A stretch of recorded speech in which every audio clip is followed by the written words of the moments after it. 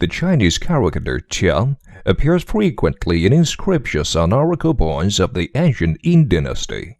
It is the earliest visible mark of this people's presence within the large family of the Chinese nation. After millennia of migrations, communities of this people still live and flourish in the deep mountain valleys, along the upper basin of the Ming and the full rivers in Sichuan Province. Historians believe that rarely in the Chinese and the world history it is possible to meet 1,000-year-old people who have survived from ancient times till today. No wonder, then, that the mystery and legends surrounding the Qiang have attracted the interest of the outside world and that they have become the object of growing attention and research. The customs associated with traditional festivals are an important source of information when attempting to trace the ancient cultural roots of an ethnic group that has never developed its own writing system. The New Year Festival, which in Qiang language is called Amaji, is the most solemn event in the Qiang calendar. Han Chinese literary records and folklore traditions indicate that the festival has a more than 2,000-year-old history of transmission and evolution.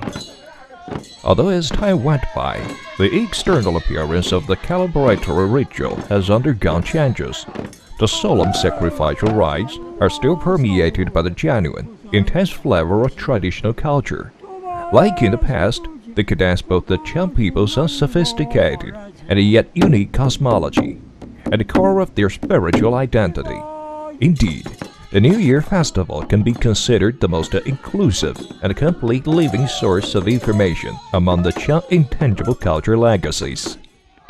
The Qiang New Year for the Qiang people. It is a series of celebratory events held during the first 3 years of the 10th month of the lunar calendar, with the aims of thanking and petitioning the gods for prosperous harvest, favorable weather conditions, and good fortune.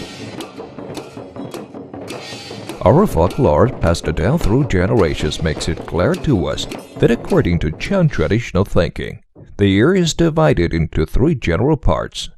One part is dedicated to cultivating, a second part is dedicated to harvesting, and for the remaining part, which lasts from the first day of the 10th month till the first day of the 2nd month of the following year, it is a period for giving back to heaven and earth, for allowing the creation life cycle to follow its course freely, and for rest and reinvigoration. The Qiang people, who moved from living along water courses to settling in mountainous areas in houses built by piling up stones, maintained the custom of worshipping the divinities of the natural world. The celebrations held at the New Year Festival bear very clearly the mark of their respect for nature, their cherishing harmony with all creatures, and their traditional wisdom. At the heart of the Qiang New Year celebrations are the rituals performed by the priest shibi, among which the most solemn are the thanksgiving sacrifices to the gods of the mountain, of the trees, and of the sky. In the early morning of the first day of the 10th lunar month, the shibi leads the Qiang people to altar erected in front of the rockery cave of the mountain god. At the start of the rite, the shibi, dressed in the ritual garments and holding ritual implements, plays the drum and chants scriptures with closed eyes. The content of the chanting is mainly about thanking the god for bestowing his favor and protection. When chanting comes to an end, everyone under the lead of a shibi beats the drum made of sheepskin, which he or she holds in his or her hands. All participants start dancing at the sound of the drum as a way of expressing sincere worship of all the gods of nature. In a naturalistic religion of the Qiang, the objects worshipped are not viewed as real presence of a supernatural being. For the Qiang, sacred trees, stone pagodas, and so on are simply means of communication with Mubi, the god of heaven, and white stones are symbols of the gods. The Qiang place white stones on the roof of their fortress villages, and on the top of the pagoda-like altars made of stone, and venerate them in a simple fashion. They also venerate white stones in their houses by placing them in locations appropriate to the gods. Each stone is possessed by God, and it contains a luminous power that goes beyond its material structure. At the end of the opening ritual conducted by the shibi, everyone drinks a sip of wine, eats New Year lunch, and dance the cheerful salang dance until all are tired. Once back home, the Qiang people perform family sacrifices, in particular for the worship of ancestors and the god of fire. Moreover, they pray to gods for protection during the New Year, for favorable weather, rich harvest, growth of domestic animals. They ask to ward off calamities and plead for harmony and peace. The life of the Qiang is strictly connected with heaven and earth. This is why behind the rise of the New Year Festival, there is the need to express gratitude to and recompense the gods. The Qiang New Year Festival has deep significance.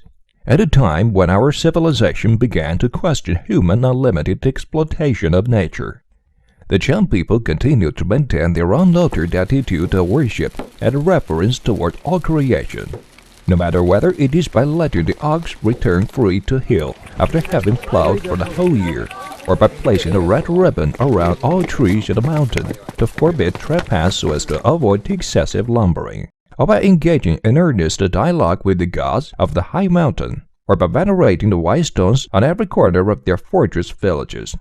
In original and simple manners, the Qiang maintain a harmonious coexistence with nature. They perfectly embody the traditional Chinese ideal of a unity between humanity and heaven. On the other hand, attention must also be given to the perspective of the cultural development. Qiang culture is merely preserved and transmitted orally.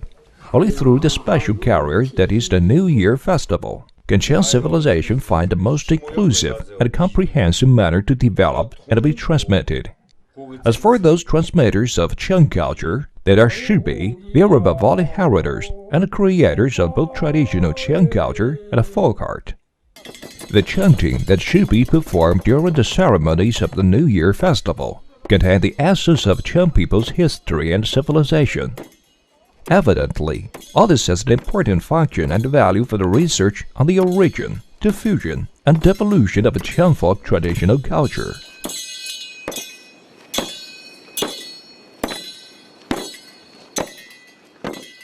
If the earthquake on May 12, 2008 had not occurred, perhaps people would not worry so much about the fate of Qiang culture.